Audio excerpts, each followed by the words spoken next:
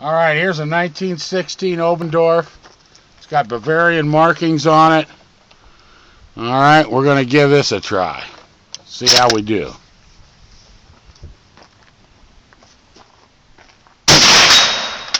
Hit? Yep.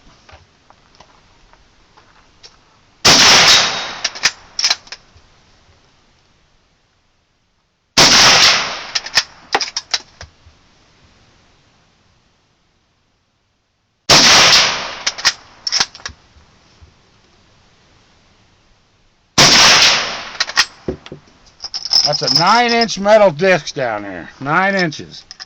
That's smaller than a dinner plate. I'm an old guy, okay?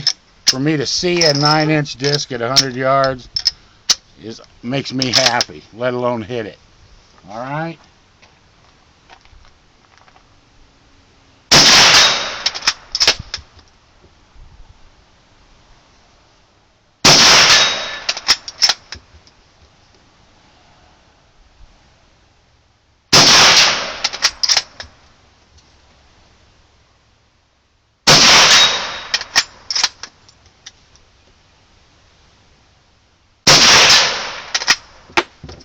All right, there we go.